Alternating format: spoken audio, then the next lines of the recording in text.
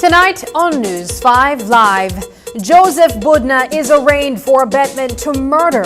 The self-styled reporter alleges that the state is working against him. A 13-year-old remains on lockdown under the SOE.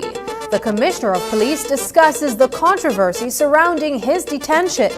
And despite heavy rains and other inconveniences, the annual Music and Food Festival is a success. These stories and more coming up on News 5 Live.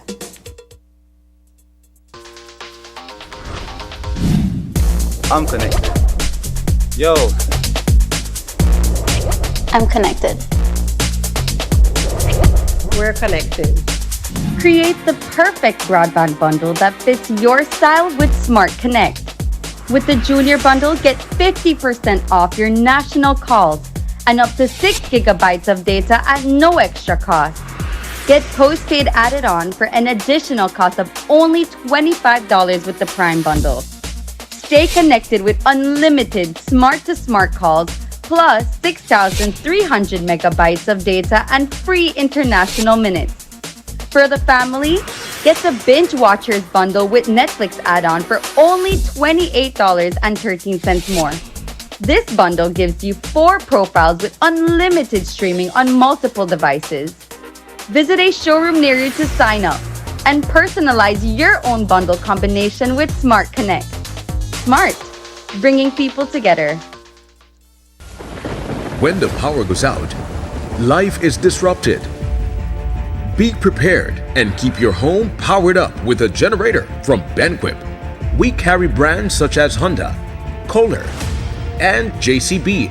Schedule your installation, maintenance, and assessment to keep your generator ready and waiting to protect your family and home the next time the power fails. Stay in control of your power with a generator from Benquip. Equipment, parts, service. Okay, so Anna, you've agreed to give Dan full custody of Phoebe the cat. Yes. Which brings us to the matter of the Toyota Hilux. Now, the fairest solution here is shared custody. Okay? I'll go first. Yet he doesn't bring you here. Keys, here's its things. Favourite chamois. How good is this? Bought it some roof racks. Yeah, well, saw you got it a snorkel, so we said we were going to wait to get it a snorkel. Ready to have fun? Well, you're lucky, mate. I only have my Hilux once a month.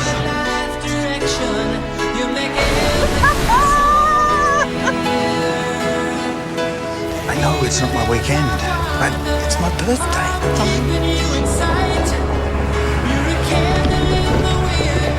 Did his first rock crawl yesterday. Really? I wish I was there for that.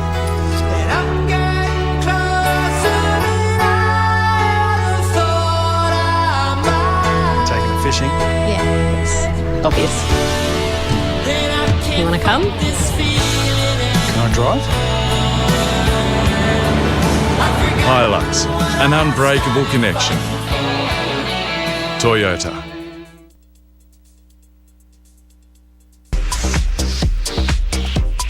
It's the return of your favorite Tuesday night entertainment. KTV The Remix Season 6 is here. Join us for an exciting night and a chance to win fabulous prizes. Plus compete in our halftime challenge. Get your tickets for just $5. Available at Channel 5 and Coney Drive and 88 Shopping Center. Can't make it in person? No problem. Watch it live on Channel 5 or stream it on Facebook and YouTube. The fun starts at 8 p.m. at the Bliss Center for the Performing Arts. KTV The Remix Season 6.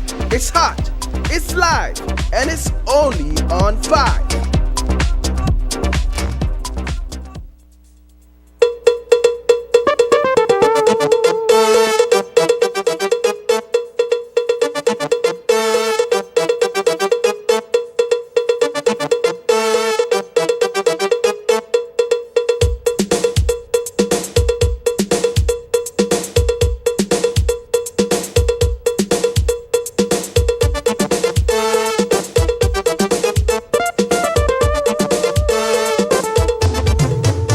This newscast is brought to you by the Belize Bank Limited. Our country, your bank. Good evening and welcome to News 5 Live for Monday, July 29th. I am Sabrina Daly.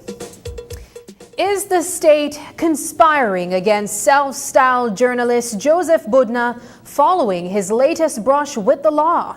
And is there sufficient evidence to charge him criminally for helping to commit a capital offense?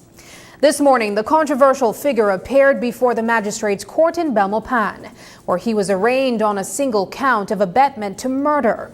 This in connection with an incident that occurred 3 years ago, which resulted in the death of 50-year-old Guatemalan national Armando Cacao. On July 23, 2021, Cacao's lifeless body was discovered on Guyana Street in Belmopan with a cut wound to the throat. At the time, 2 persons were detained for questioning, but it wasn't until Friday that the Belize Police Department formally arrested and charged Joseph Budna for his alleged role in the crime.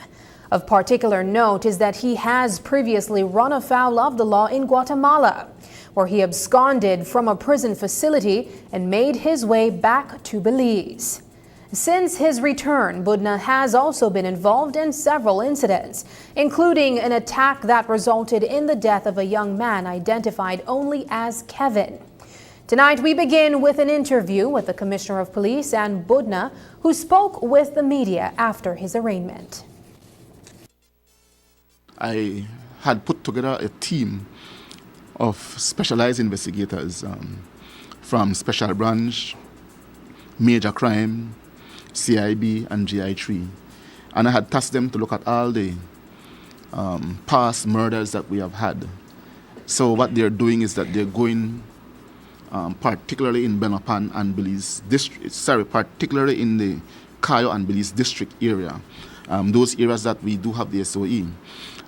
So for them to look at all those murder investigations and see if they can go back and re-interview witnesses, look at video footages, read the statements and see what additional work could be done to be able to identify the perpetrator of these murders. And that team that I had put together, which is headed by ACP Dawson, I must say had been doing a very, very commendable job in the sense that they had been able to solve 3 murders. One, we had the murder of the man who was killed in Fresh Pond during the robbery. For that, the guy Arnold was charged. Then they also solved the murder with Coleman in Benopan. And then this one now, for which Budna has been charged for, I think, abetment to murder.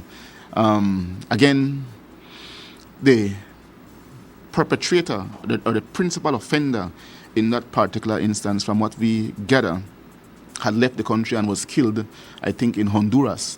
So the actual perpetrator of that crime, from what we are gathering, has been killed in Honduras. So we were only able to arrest Budna because there is evidence to suggest that he had something to do with that particular crime, and the police do have the evidence. So that's the reason why he was arrested. The government is doing a witch hunt against me. I had been an activist. I had stand up for what is right. I had spoken.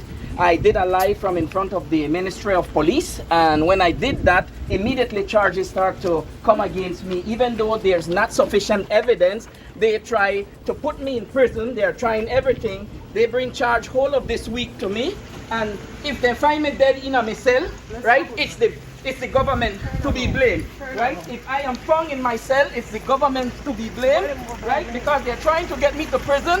If I don't get my medication, it's not that I deny, it's that they don't want to give me my medication.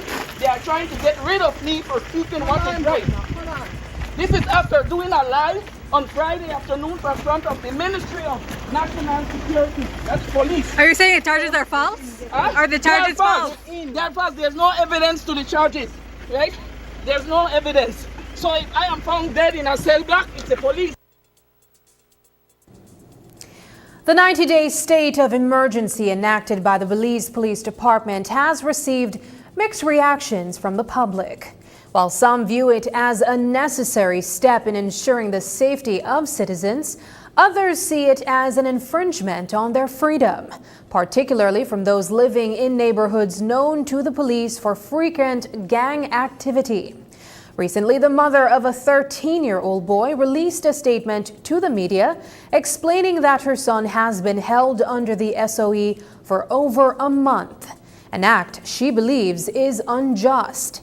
Today, we sat down with Commissioner of Police Chester Williams, who explained that, although a minor, the individual is known to the police for gang-related activities and is being held for the safety of the public as well as his own. Have you not reported on many instances where minors are either being charged for murder or heinous crime, and even situations where minors are killed? Right? You have had a number of those reportings, right? So it is not far-fetched to have a 13-year-old under the SOE. The 13-year-old in question, I know him, and I believe that he had been shot once. Reports to us just this 2 days prior to the SOE was that he was accused of chasing somebody in the Martins area with a gun to shoot. It is sad to see that it's a 13-year-old, and while we'd like to be empathetic towards him, I think that the current situation he's in is one that is going to enable him to really reflect on his life, very young life, in terms of, does he want to continue that lifestyle of crime and violence, or does he want to step out of it? I think that as a society, we need to look at things holistically and don't just look at it from the standpoint that he's a 13-year-old, but look at it from the standpoint that if he's not there and he is left to roam the streets, you might report of him being killed, or you might report of him killing somebody.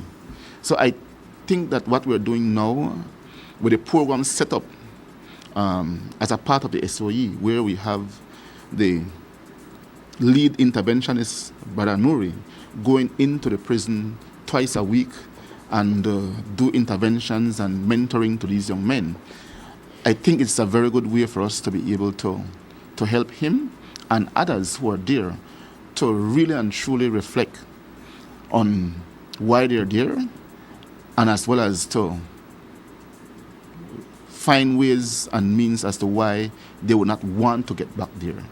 So I hear the cry, I hear the concern, but for me at this time, it is more about saving him from being killed or saving him from killing somebody. And I do believe that what we're doing is going to help him more than affecting him. The teenage minor was picked up over a month ago, along with other individuals known to the police for gang-related activities. Compol Chester Williams explains that the minor is being held for the safety of the public and himself. However, some concerns were raised by the public regarding the decision to place the individual at the Belize Central Prison instead of a facility for minors, such as the New Beginnings Youth Development Center at mile 21 of the George Price Highway. We spoke with Commissioner of Police Chester Williams for more insight on that decision.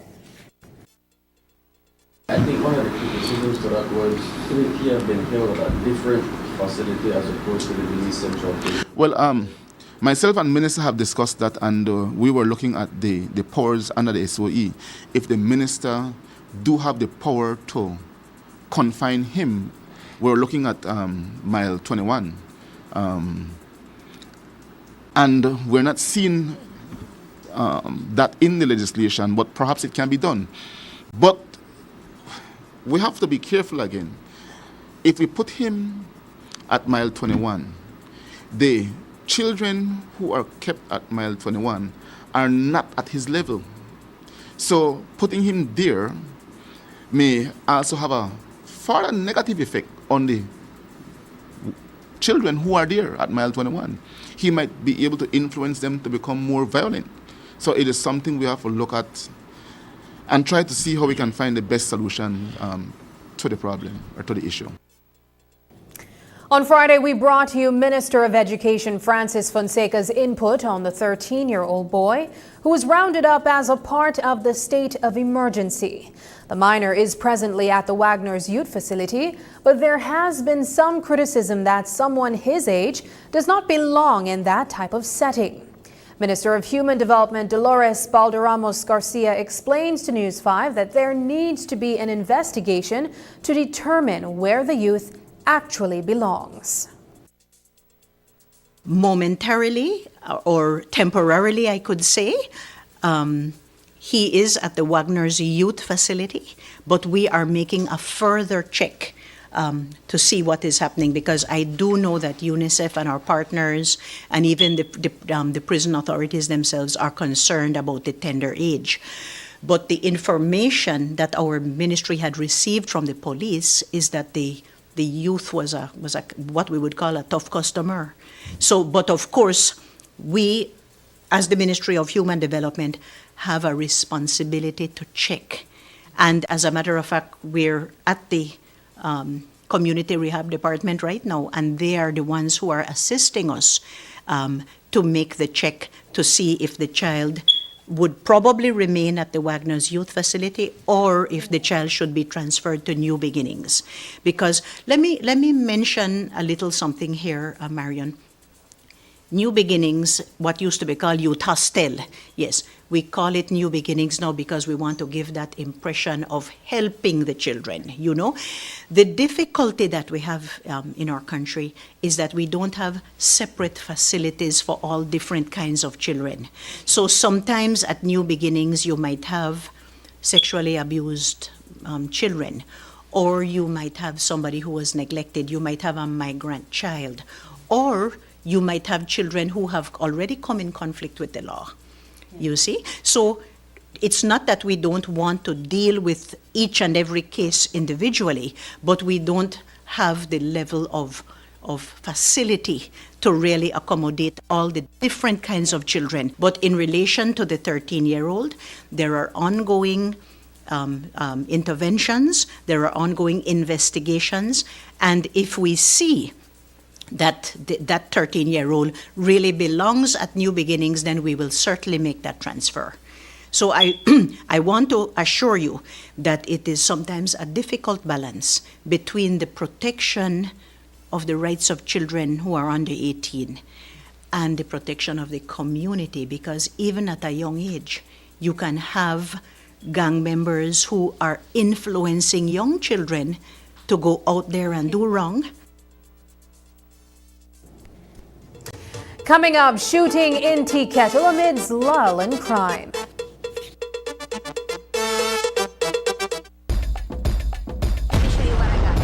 Belize City Chicken Express, with spacious parking and air conditioning, has the widest variety of delicious chicken dishes to satisfy your every craving. You've been asking, and we heard you. Our Belize City branch is now open until 8 p.m. And when you dine after 5, you get $1 off your total purchase. Chicken Express, with the unique taste of quality chicken. Let me show you what I got.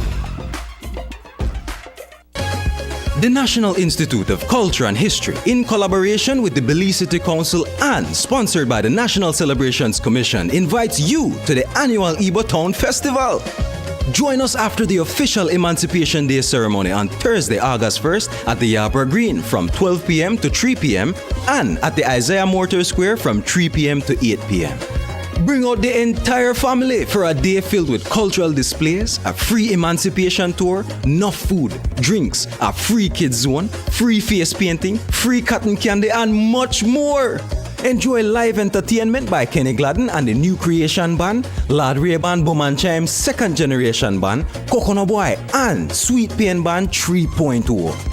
If you would like to secure a space, contact the Public Relations Department at 280-2308, extension 263, or WhatsApp 637-9055. So, mark your calendars for August 1st, 12 p.m. to 3 p.m. at Yarborough Green and 3 p.m. to 8 p.m. at Isaiah Mortar Square. Attention Digi customers! Being a Digi customer is now even more rewarding with our new DigiPoints Loyalty and Rewards app. Digi customers countrywide can now earn Digi Loyalty points and redeem points for awesome prizes like Digi Merch, Digi Cash, Digi Services, vouchers, coupons, and more. Use your points to play fun games and win even more amazing prizes. You can be one of our daily winners. Excited? You should be. Download and register for DigiPoints and begin to earn points and win today. Available in your favorite app store.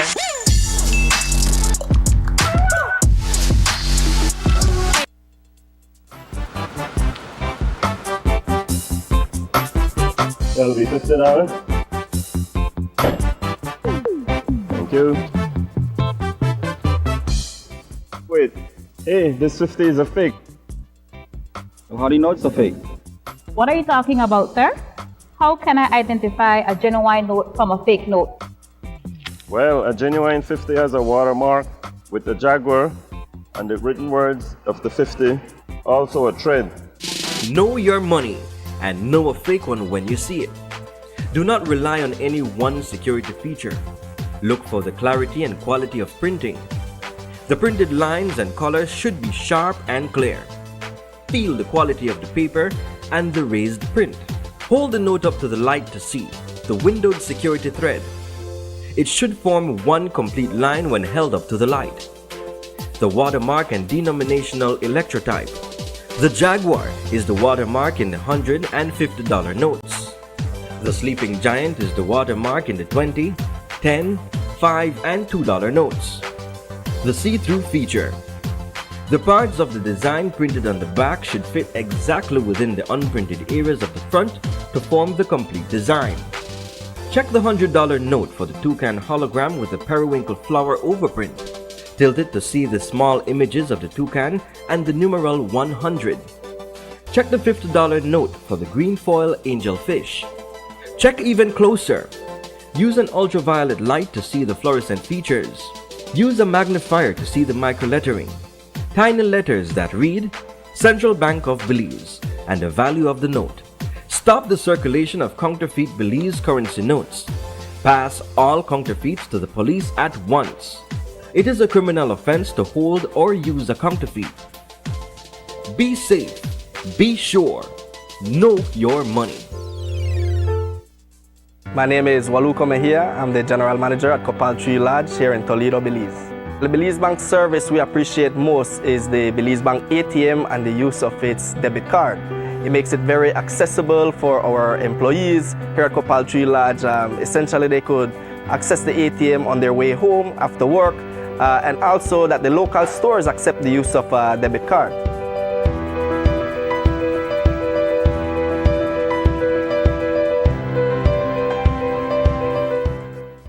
MacNav Visual Strategies, where creativity meets business. Step inside our world of innovative visual solutions. From captivating graphic design to expansive wide format productions, our services are tailored to bring your vision to life. Experience the impact of our high-quality signage and billboards, embroidery, promotional items, and professional paper printing, all designed to elevate your brand's presence.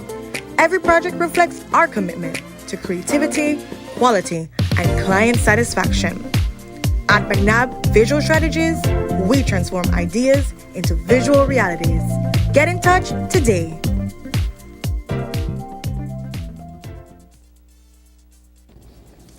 "2024 has been a violent year for Belize, with 57 murders recorded. As of June, according to statistics from the Belize Crime Observatory. To mitigate the incidence of gang-related crimes, the Belize Police Department enacted a state of emergency. Initially a 60-day declaration, it was later extended to 90 days. Under the SOE, the nation has observed a decrease in murders. Nonetheless, there have still been reports of violent crimes. On Saturday, a man informed police that he had been attacked by 2 armed men.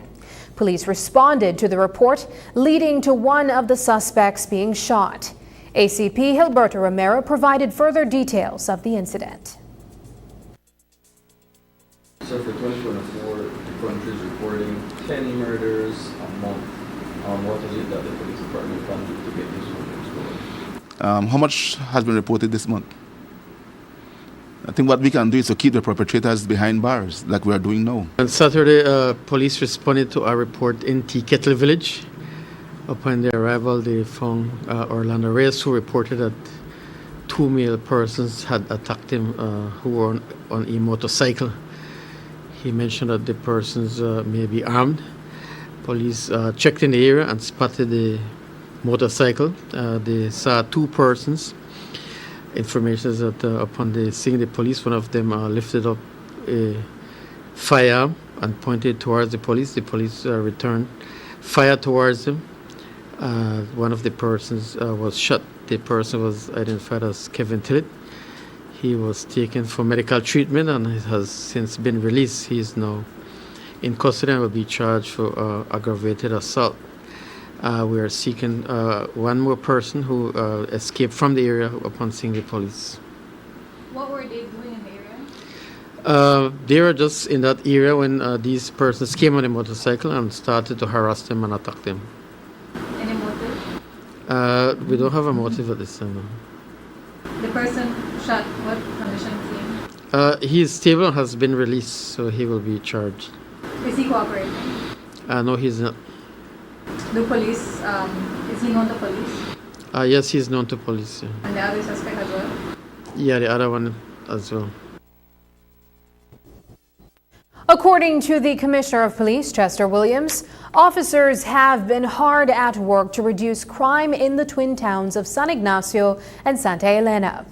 Over the past few months, police have increased operations to target known criminals in the communities.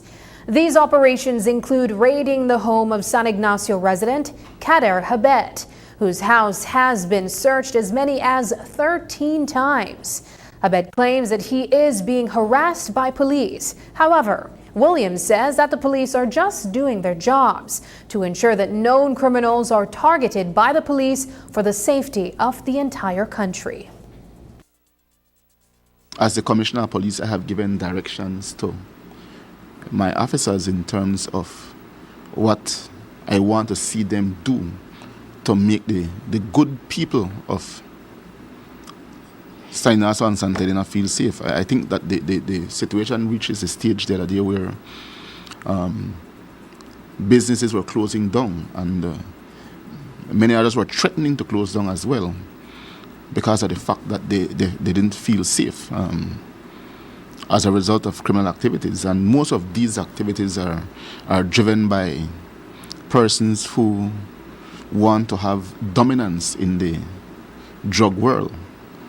And so when it comes to the young man, Habet, what he failed to say to the media is that he is in this area where police operations in the past and even recently had led to the discovery of large number of drugs and a number of firearms hidden in the lot right beside him. We know how most of these people in the criminal world operates because they know the police is going to be targeting them and coming to their homes to search. They're not going to hide these items in their yard or in their homes. They would hide it next door so that if the police finds it, they will not be able to tie it to them. Our intelligence have told us many things where he is concerned, and he is a person of interest to us in that area. And so the police is going to continue to go to him. If he feels like going to the media and complain is going to have the police back down from him, that is not going to happen. Over the weekend, thousands of Belizeans traveled to La Isla Bonita, San Pedro for the Belize International Music and Food Festival.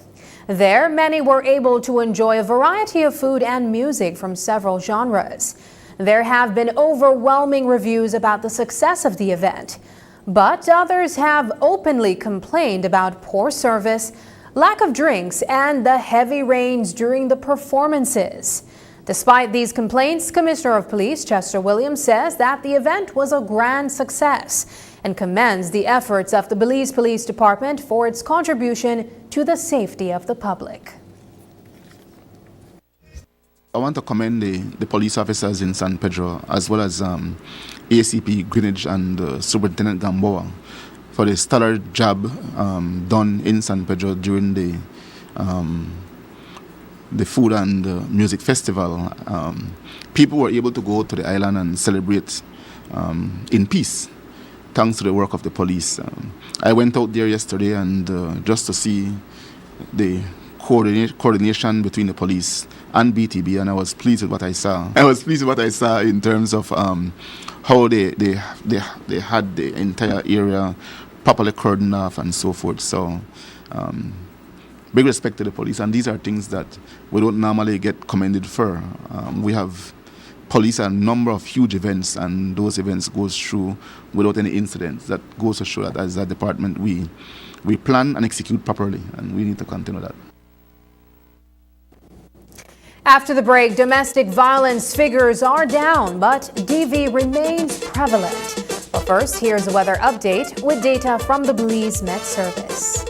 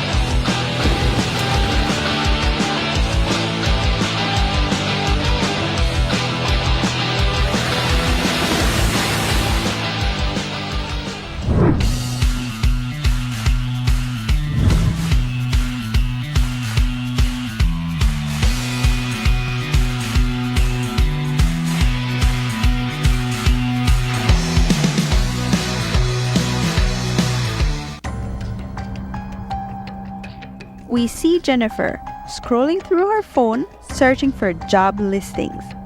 A fraudulent posting catches her eyes, promising a dream opportunity. Excited but unaware, she applies. Jennifer arrives at the job site for an interview, a seemingly legitimate office building. Jennifer is told she is accepted for the job but needs to travel to a different location. She is taken to a remote location in a vehicle.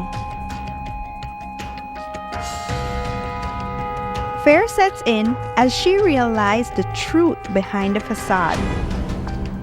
Jennifer is taken to an isolated house. In a dimly lit room, Jennifer is isolated and threatened with violence, coerced into compliance by menacing figures.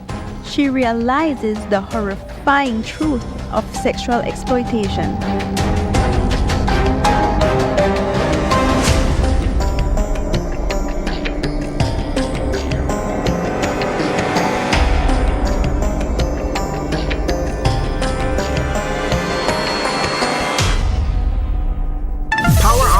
Confidence. Design Depot brings you an attractive selection of GE appliances, including microwaves, washers, dryers, refrigerators, dishwashers, countertop appliances, and more. We understand the importance of appliances that not only endure, but also excel in performance. As your trusted GE USA authorized dealer, we stand for reliability and performance, ensuring that you can power on with confidence. Visit us today and power on with efficient, reliable, and energy-saving solutions with GE appliances from Design Depot. Design Depot, all in one place.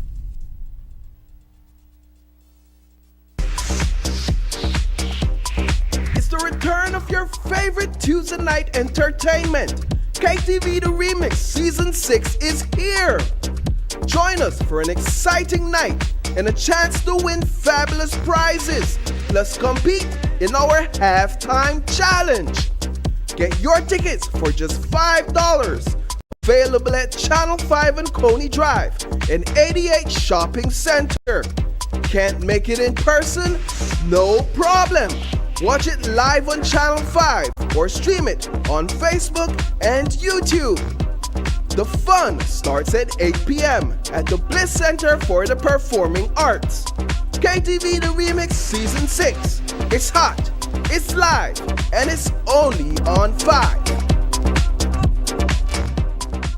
The Office of the Prime Minister invites you to the National MSME Roadshow 2024. Join us for free workshops in marketing using AI, finance, business planning, and customer service. Connect with financial institutions for access to finance opportunities, meet with key government agencies, and showcase your business at the Roadshow Expo in an effort to get more locals to buy Belizean. We will be in Orange Walk Town, June 13th to the 15th, PG, June 27th to the 29th, Corozal, July 11th to the 13th, Benque, July 25th to the 27th, San Pedro, August 15th to the 17th, Key-Cocker, August 23rd to the 24th, Belmopan, August 29th to the 31st, Hopkins, September 13th to the 14th, San Ignacio, September 26th to the 28th, Tangriga, October 10th to the 12th, Placencia, October 18th to the 19th, and Belize City, October 24th to the 26th. Sign up today for the National MSME Roadshow. For more information, follow us on Facebook at Beltrade or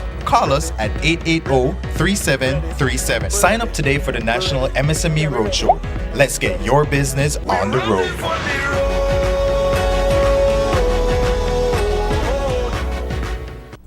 This plan, I can't leave this plan. Smart Belize!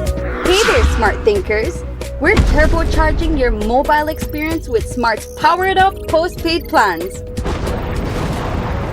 Imagine a world where your data speeds flows faster than ever. Well, guess what? We've cranked up the dial and unleashed the postpaid power of Smart's lightning fast LTE data on all our postpaid plans.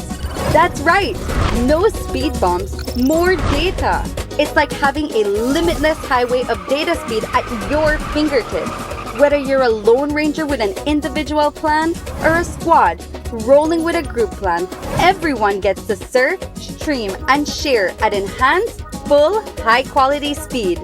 Switch to Smart's powered-up postpaid plans today and ride the wave of postpaid power.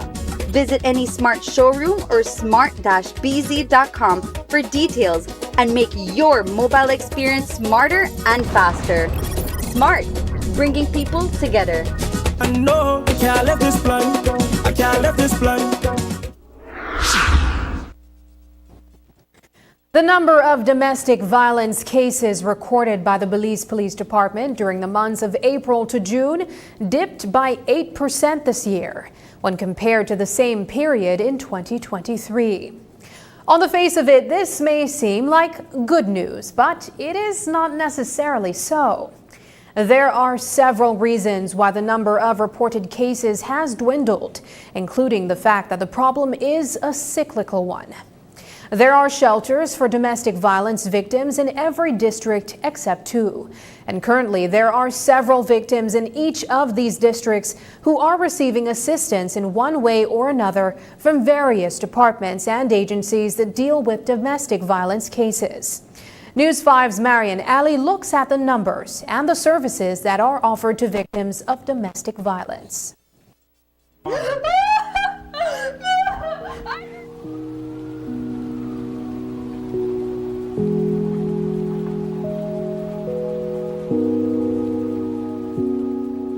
In 2023, the Belize Police Department recorded 499 cases of domestic violence between the months of April and June.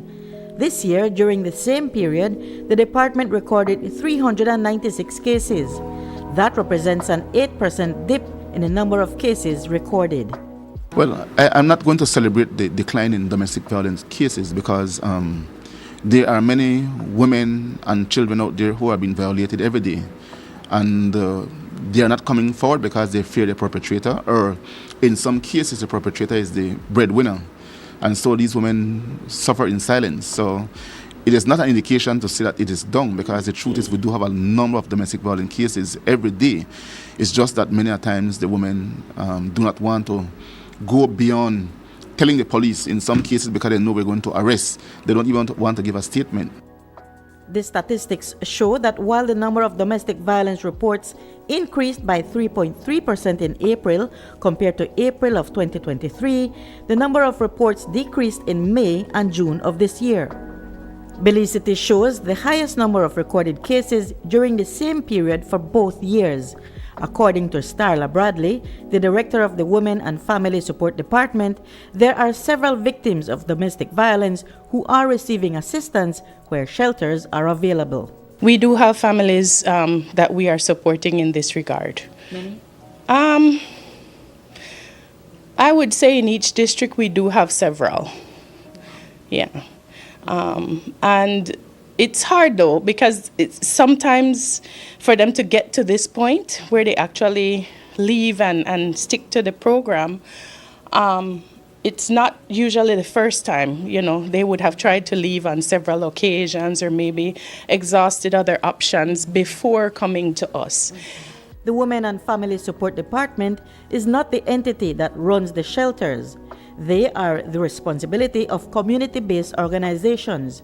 However, the department assists victims in accessing safe spaces for up to 21 days. Thereafter, the department provides food and rent allowance to restart their lives. Once someone needs to access that emergency service, we are the ones, it's through this department that we work with those agencies to place them in the shelter for safety reasons. Shelters have rules as well. It's difficult because once you're in the shelter, you cannot leave for a period of time. Can't work? Some persons work, and that's a challenge, right? So we generally have to work with clients to see if they have family members. Sometimes we're able to secure housing for them, and we provide support in that regard. Food assistance, rent assistance. We work with legal aid where we can for legal services. Minister of Human Development, Dolores Baloramos Garcia, is of the view that incidences of domestic violence continue to occur despite a decrease in reports. She says that domestic violence comes in all different forms, and there must be a strong message of zero tolerance to perpetrators. There has to be an encouragement not to remain silent. If you know your neighbor, if you know your sister, your brother, your auntie, somebody, and I'll tell you, from way back I can remember I gave a speech at the YWCA, and there was actually this man who was suffering very bad domestic violence from his partner because his partner was very aggressive. She used to tell him all kind of thing, verbal abuse. You know, there can be the issue of what we call gaslighting. You know, we know the term, like you try to tell somebody, this is what you are, and you know, you're good for damn nothing, and that kind of thing. And you can actually gaslight somebody, and all of that has to do with domestic violence. The minister explained that Belize's laws now include an occupation order and a tenancy order that hold domestic violence perpetrators responsible for their role in the home, even when they have been ordered to leave the home setting. An occupation order is that the court can actually, the magistrate court or the family court, can actually tell a partner who has been abusive, come out of the house. You know, in other words, you tell the person you can't be under the same roof. Even if they own the house? Even if they own the house. And is the breadwinner? And the breadwinner. And that's why you have what is called, I don't know how much it actually happens, but the provision is there in the law. Now, that is why you also have what is called a tenancy order. Because the person might come out of the house and say, well, all right, I don't pay no more rent because you put me out of the house. The court can actually tell the breadwinner, continue paying the rent. So that is, even in their absence. And it really, I believe, would only be used in extreme circumstances, you know. But the law does make a provision for it. Baloramos Garcia says that while the definition of the section of the domestic violence legislation says that partners in a domestic union must be a man and a woman, the actual section of the law says whoever you occupy a home with. This is a matter for the court to interpret where domestic violence occurs in same-sex unions. Reporting for News 5, I'm Marian Ali. The United Democratic Party continues to grapple with a deep internal divide. The latest development in the party's woes is a call for Patrick Fauber's removal. The Collet area representative has been the most outspoken about his disdain for his party leader, Moses Shine Barrow. Last week, Fauber took to Facebook to say, quote, "I do not support the dictator leader of the UDP, and he must go," unquote. Well, on Friday, four-time San Ignacio Santa Elena Mayor Earl Trapp called on the UDP to expel Patrick Fauber. In his letter to UDP Chairman Michael Perifete, Trapp described Fauber's comments as disparaging and brings the entire party into disrepute. He further noted that Fauber's comments are in violation of the party's constitution, as well as an NPC resolution that prohibits members from engaging in behavior that is injurious to the party. In the letter, Trapp went on to call for Fauber's expulsion, contending that it would allow for the UDP to, quote, "rid itself of the internal elements with ulterior motives and to finish destroying our great party that is already in shambles. This will certainly affect our chances at victory in the general elections. We must send a clear message to all party officials that destructive behavior will not be tolerated," unquote. Today we reached out to Trapp for comments, and he told us that his letter to Perifete was never meant for public consumption and that it was leaked. Trapp says that his intention was never to discredit Patrick Fauber's integrity or seek his expulsion from the party. He explained that his aim was to communicate the need for humility, unity, and respect for each other. We note that while Trapp says his intent was never to seek Fauber's expulsion, in his letter to Perifete he said, quote, "Patrick Fauber must be expelled," unquote. Looking at the bigger picture, if a recall convention is triggered, removing Barrow would require 2/3 of the party's delegates voting against him in such a convention. Well, reports to News 5 are that Barrow has secured the support of the UDP delegates from at least 18 constituencies across the country, of the 31 in existence. That's more than half of the constituencies. If this support is to stand true for Barrow in the event a recall convention is triggered, he would emerge as victorious. We will continue to follow. At the start of every hurricane season, the National Emergency Management Organization mobilizes its hurricane preparedness plan for the country, each city, district, and village. But we haven't heard much from the utility companies, especially the ones who are expected to keep us connected during a hurricane. BTL's Chief Executive Officer, Ivan Tesakum, shared how prepared that company is. He said they have a control command and an emergency operating committee would set protocols and guidelines. In terms of infrastructure, he said they are ready for a hurricane of Category 3 strength. Our infrastructure in terms of the towers and stuff are sustained Cat 3. That's where we're at. If where our buildings are located, they are they're very solid. If you notice, they're off the ground, they're raised. The generators are also raised and everything. So for us, our infrastructure is built to that. So it's not like we have to invest more. What we do have to have now, because of supply chain management, is we have to get spares longer in advance. So we would have to begin ordering from like around December to get our stuff here by May, to be prepared because the hurricane season starts in June. So we have what we call hurricane stock that allows us to have that in store. And right now we used to go at 2 or 3 months, but right now you're at 6 months before you even get materials sometimes from different suppliers and getting it here. Belize Telemedia Limited wants to bring connectivity to remote areas of Belize on the same level as the urban areas. To do that, the company is selling 2 parcels of prime property in Belmopan. The land is what houses the company's Belmopan office and measures 6 acres. CEO Ivan Tesakum explained to reporters that they will use the monies from the sale of the property to invest in that connectivity project. Tesakum says so far all they've gotten is interest expressed. We're still awaiting, if you would note that we're still advertising it and we're awaiting so first of all, the way how it works is it's an expression of interest. That expression of interest requires you to then submit that you're interested, and then we would then send you the pack. When we send you the information pack, then you then respond back with what you believe is your price. So that's where we're at right now.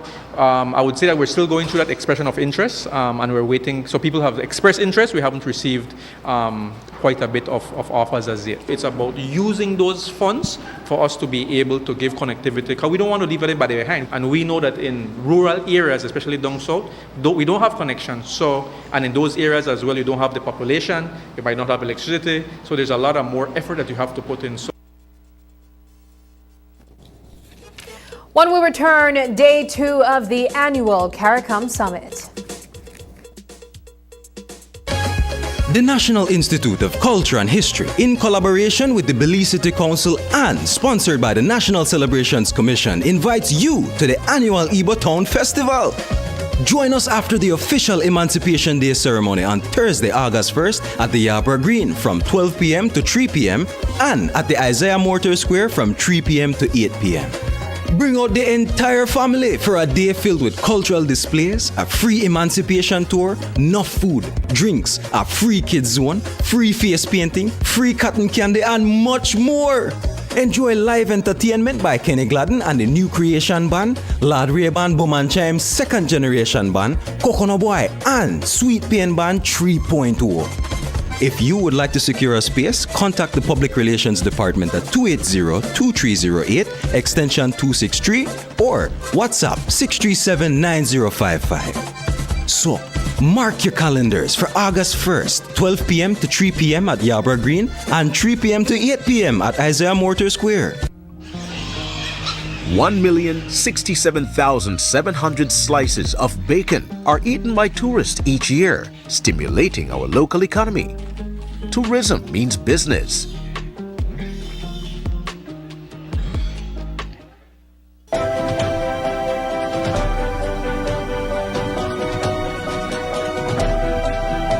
To everything there is a season and a time to every purpose under the heavens. This is the time for us to stay the course and fight for the people of Belize under the steadfast and courageous leadership of the United Democratic Party. The Honorable Shine Barrow, who has taken the party at its helm and has held with regardless of all that has been thrown at the party and at him, has been able to take the party forward. We have a very well-groomed set of individuals who are ready to take the stand and be able to represent the people at the capacity that's needed. What it really takes to form government, we need to be able to deliver 16 seats, ensuring that we are getting things right, ensuring that those who are standard bearers are building a very authentic relationship and are consistent in meeting the needs of their constituents. We want to bring drastic change for the betterment of health, education, social welfare, and so it's about putting the people first. It's not about me, it's not about the UDP, it's about the people. About bringing down the oppressive cost of living, about restoring social assistance for the masses, about providing opportunity for all. To achieve this, the UDP must remain focused and united. Belize is always better with the United Democratic Party. Looking for the ideal wine for a special occasion? At Madisco, our beverage oasis provides a wine-tastic selection of international brands. Indulge in the exquisite taste of our Nova's Cabernet Sauvignon wine, where each sip unveils a blend of rich flavors and elegant aromas. A masterpiece of craftsmanship and sophistication. Every glass is a journey through the finest vineyards of Chile. The Oasis, where every wine tells a story. Unwrap the joy of crystal clear picture and sound from Aiwa, the brand that offers you affordability and exceptional quality. Aiwa has a wide range of exceptional products to choose from, such as TVs, speakers, headphones, home appliances, and much more at affordable prices that won't break the bank. Enhance your audio-visual entertainment experience with Aiwa. And for your convenience, parts are readily available in country for hassle-free maintenance. You can find Aiwa products at your local electronics store countrywide. Choose Aiwa, the best in home entertainment and household appliances. Hi, my name is Lincoln Powers and I work at UMall. 100% I will recommend Belize Bank mobile banking to everyone because it saves time, money and gas price because gas price is high right now. Belize Bank mobile banking just make life easier.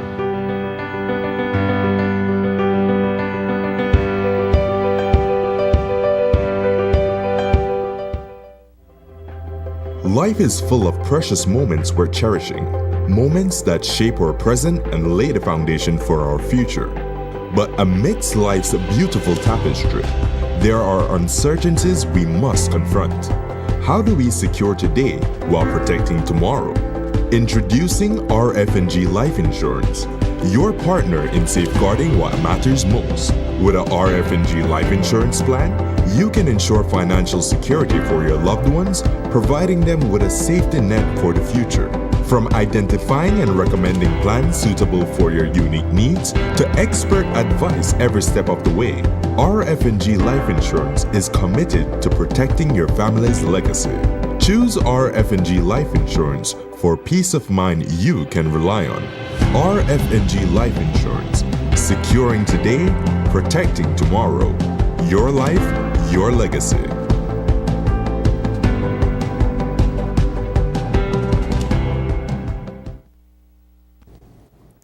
Caribbean community CARICOM leaders opened their 3-day summit in Grenada on Sunday, with proceedings overshadowed by the ongoing impact of climate change on their nations. Just 4 weeks into the 2024 Atlantic hurricane season, the region experienced the devastation of a Category 5 hurricane. The 47th regular meeting of CARICOM will cover a wide range of issues, including agri-food systems, nutrition security, climate change, sustainable development, foreign policy, and the CARICOM single market and economy. Today, 2 of CARICOM's longest-serving heads of government have welcomed the results of the recent presidential elections in Venezuela, though some colleagues have taken a more cautious and diplomatic stance. From St. George's, Grenada, Peter Richards reports for News 5. Vincent and the Grenadines Prime Minister Dr. Ralph Gonsalves and his Dominican counterpart Roosevelt Skerrit welcomed the results released by the electoral body in Caracas. Both Gonsalves and Skerrit are staunch supporters of Maduro. Well, I've already called the Venezuelan government to congratulate them on the victory of Nicolas Maduro. In fact, you saw me on the phone just before as I came out of the vehicle. That was my congratulatory call. St. Vincent and Grenadines is going to issue its own statement. There's an ALBA statement which is being issued. The history of elections in Venezuela would indicate, and the last time when a number of countries for political reasons claimed that the elections were not free and fair and didn't reflect the will of the people. The Carter Center, for instance, reported that the Venezuelan election machinery is one of the most sophisticated and transparent in the entire world.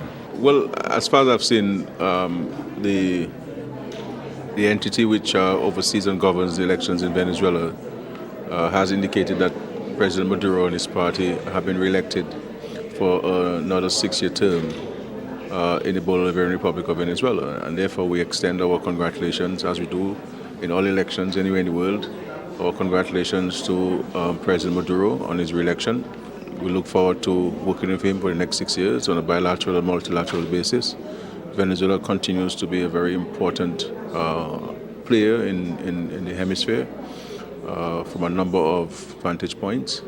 And we congratulate the Venezuelan people for conducting themselves in a largely peaceful and event-free election process. Guyana and Venezuela have a long-running border dispute, with both countries now awaiting a ruling from the International Court of Justice. Guyana's President Dr. Irfan Ali was much more diplomatic in his comments about the outcome of Sunday's elections. An election has a number of components. One is the operations and arrangement before the elections itself, the election day, and of course the mechanisms after the election, the mechanisms to ensure that the votes are counted, mechanisms to ensure that there's a credible process of verification and a credible process of that allows person to request what the law entertains, recount and so on. So those are all components of the election. We are not pronouncing, we cannot pronounce one way or the other, as I said. We don't have details before us, but those are the components that we support in any democratic elections. Trinidad and Tobago last week welcomed Venezuela's decision to sign a 20-year natural gas production and exploration deal with its national gas company and BPTT. Prime Minister Dr. Keith Rowley welcomed the holding of the elections in Venezuela. The fact that there was an election is a good thing, and now we're waiting on the results. The official results are out, and I don't have any basis at this stage to not be but optimistic. St. Lucia's Prime Minister Philip J. Pierre said Castries is not being rushed into making a pronouncement on the election results. I've always made that point. It's the people of Venezuela who suffer. The people. And if there was a call for elections and elections took place, when all the audits and all the observers have reported, I think the results should be accepted and Venezuela allowed to operate as it should operate to benefit the people of Venezuela. The results of the Venezuelan elections are likely to be a topic of discussion for the regional leaders who are gathered here for their 47th regular meeting that ends on Tuesday. Peter Richards reporting for News 5. Up next in this week's episode of Sports Monday, Beacon Softball Club wins a city championship. La formación del Centro Neurológico del Hospital Galenia es que esas enfermedades que son altamente complejas y que muchos de nuestros pacientes tenían que emigrar hacia otra parte de la República u otra parte de México ahora puedan ser atendidos aquí. La atención quirúrgica en el centro neurológico se forma dentro de un grupo multidisciplinario que incluye tanto neurólogos, médicos internistas, ortopedistas, neurocirujanos pediatras. Y este esfuerzo que se ha realizado para conjuntar todos los especialistas es para siempre brindar al paciente un abordaje multidisciplinario y transversal. Evidentemente, mientras más rápido podamos llegar al diagnóstico de los pacientes, más rápido podemos tratarlos, resolverlos y por ende mejor resultado vamos a tener al final. Entonces creo que la prioridad y el fundamento principal de un proyecto como este es justamente eso, que no se pierda tiempo de forma innecesaria para poder al final del día llegar al mejor de los resultados con un tratamiento completo, integral y oportuno. Y las visiones desde diferentes perspectivas nos permiten tener pues el mejor tratamiento y la mejor opción para el paciente. Tenemos la capacidad técnica, operativa, profesional y la infraestructura de poder establecer una atención neurológica de alta calidad.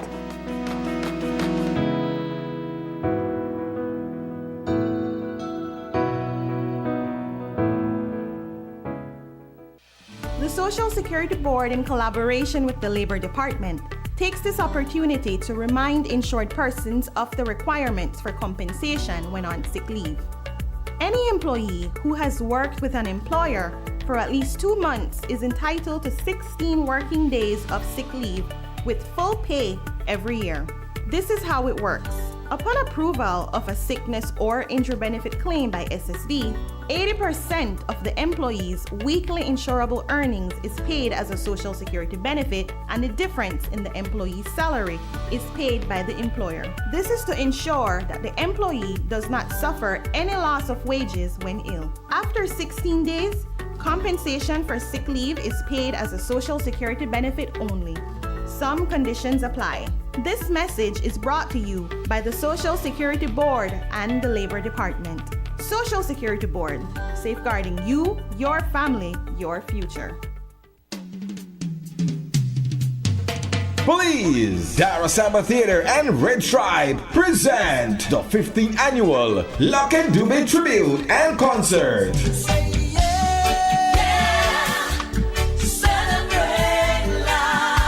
The Lucky Dube Tribute and Concert to be held at the Big Bird's Isle, Sunday, August 4th from 4 p.m. until. Entertainment includes live DVD performance of Lucky Dube on the big screen. Creek Vibration Band doing a special Lucky Dube tribute. Selectors include the Reggae Kingpin, Tony G, Reggae Dutch, and Mr. Frisco. All backed up by New Wave Sounds.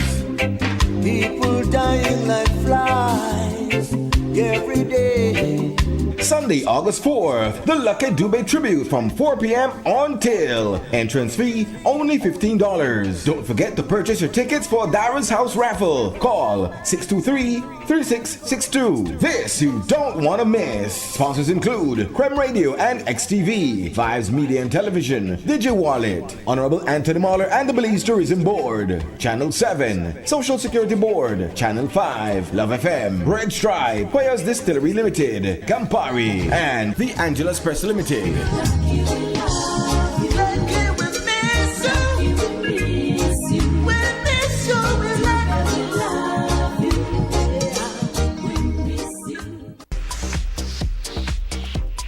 It's the return of your favorite Tuesday night entertainment. KTV The Remix Season 6 is here. Join us for an exciting night and a chance to win fabulous prizes. Plus compete in our halftime challenge. Get your tickets for just $5. Available at Channel 5 and Coney Drive and 88 Shopping Center. Can't make it in person? No problem. Watch it live on Channel 5 or stream it on Facebook and YouTube. The fun starts at 8 p.m. at the Bliss Center for the Performing Arts. KTV The Remix Season 6. It's hot, it's live, and it's only on 5.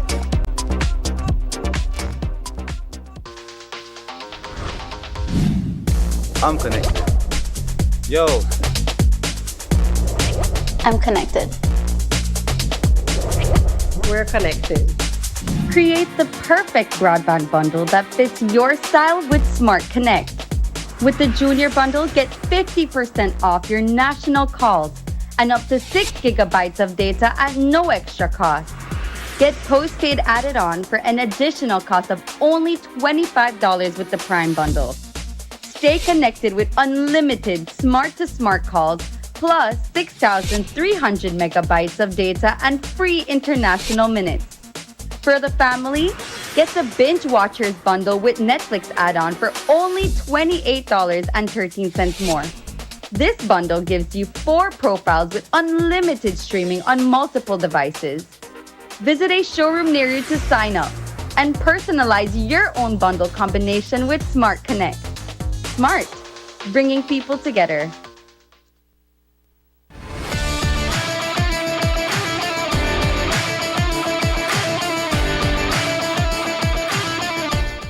Good night and welcome to another edition of Sports Monday. I am Paul Lopez. On Friday night, Beacon played against Wolfpack in the Belize City Fast Pitch Softball Championship. Folks, this one was for all the marbles. Heavy rains at the end of the week left the Rogers Stadium softball field riddled with puddles of water. But the match had to be played after several postponements in the past weeks, also due to the weather. At the top of the first inning, Shadaliha up to bat for Beacon with runners on second and third. A catcher's error from Wolfpack led to Beacon's first run by Arnique Roland. Jasani Castro in the batter's box makes contact and sends the ball directly to the first base. Wolfpack gets the out, but Shadaliho makes it home safe. Rebecca Nicholson attempted the steal to second base and found herself in a difficult position that she was able to somehow maneuver her way out of. Nicholson successfully made it to second base, while Sharon Vernon made yet another run for Beacon. A pitch to Charlene Humphries is fumbled by the catcher. Nicholson makes it home safe. Beacon made a fifth run in the first inning after Wolfpack's pitcher fumbled a pop-up ball, allowing Lenice Alvarez to make it home safely. Wolfpack would not make its first run of the final match until the third inning. By this time, their opponents had already scored a total of 10 runs. Their first run came off this hit towards second base and a subsequent fumble that sent number 77 home. Ivana Baptist came from behind with a high-flying hit into center field that led to Wolfpack's second run, this one from Alexi Flowers. Well, folks, that was the last of Wolfpack's scoring run in this match. Beacon Softball Club went on to score 4 more runs at the top of the fourth inning. Another run for Rebecca Nicholson. Charlene Humphries with the steal to home plate. She is immediately followed by a sprinting Kendall Morgan, who looked as if she was ready to overtake her teammate, and a final run from number 2. The game ended with Beacon Softball Club scoring 14 runs, the Wolfpack Softball Club scoring 2. With that, Beacon is the 2024 Belize City Softball Champions. They are set to represent the Old Capital in the upcoming national tournament. From softball, we move into some basketball action. The Belize Elite Basketball Finals will finally continue Friday night after an extensive break. The controversial Game 3 between the Belize City Defenders and the Venice Belize Hurricanes will be replayed as the first order of business. With that, the best-of-5 game series is tied at 1 game apiece. We heard from BEBL Commissioner Glenn Gill about how the league has been able to overcome this hurdle and what fans can expect on Friday night inside the Belize City Civic Center. So far, I guess we have gone over all the glitches, especially with the Civic Center not being available to play our games. And I can categorically state at this point that the game will be played, the third game will be replayed on Friday at 9 o'clock at the Civic Center.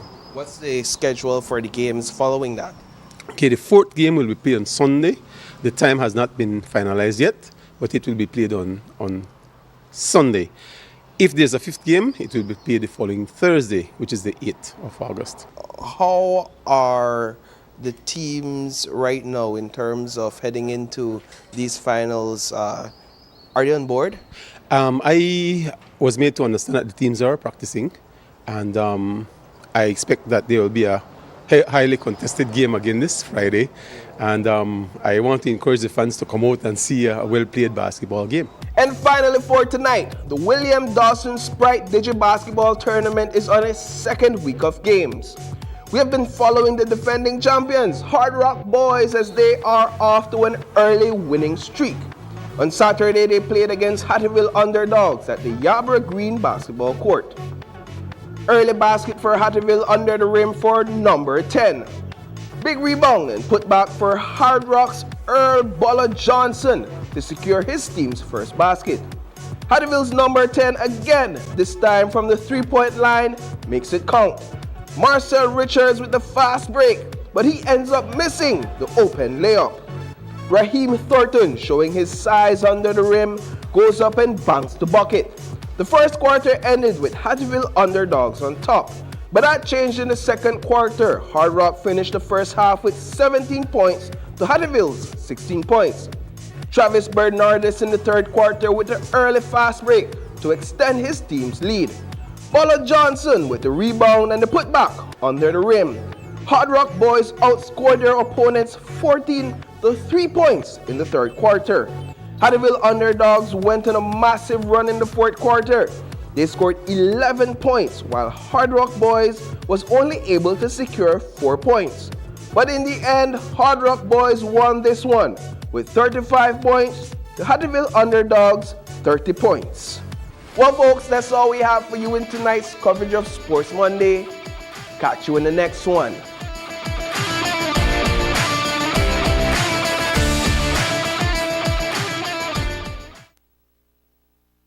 And that's the news.